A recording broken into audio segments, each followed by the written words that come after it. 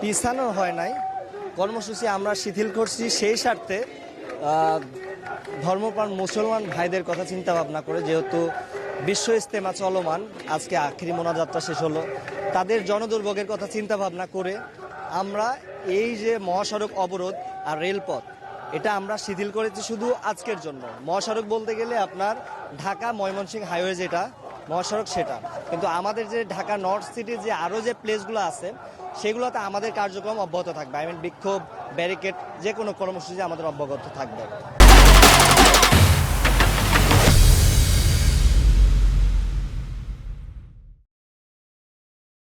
আমরা আমাদের কর্মসূচি যেটা ছিল ইতিপূর্বে ঘোষিত সেটার অন্তর্ভুক্ত ছিল যে মহাকালী ময়মনসিংহ যে হাইওয়ে রোড সেটা ছিল এবং রেলপথ ছিল।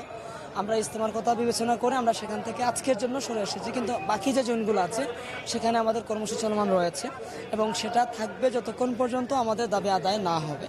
এখন পর্যন্ত প্রশাসনের পক্ষ থেকে আমাদের আশানুরূপ যোগাযোগ করা হয়নি এবং এখনও কোনো আমরা আশ্বাস পাচ্ছি না। এখানে দেখেন মূলত কর্মসূচিতে আমরণ অনশন, তো আমরণ অনশন মরার পরে তো কোনো কর্মসূচি থাকে না, কিন্তু যারা অনশন করছে তাদের যে আরও যে বাকি 35,000 ভাই বোন আছে তারা মূলত এদের অবস্থা দেখে বাকি কর্মসূচিটা দিয়েছে।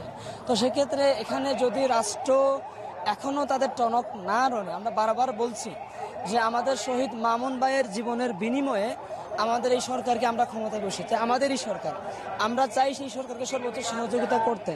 কিন্তু সরকার যদি কোনো একটা সিন্ডিকেটের শিকল পরে বন্দী হয়ে পড়ে, অসহায় হয়ে পড়ে, তাহলে তো শিক্ষার্থীরা যেহেতু এই সরকারকে ক্ষমতায় বসিয়েছে তাহলে অবশ্যই সেই শিকলটাও ভাঙবে, সিন্ডিকেটও ভাঙবে, তিতুমির ইউনিভার্সিটি দিয়েও আদায় করে নেবে।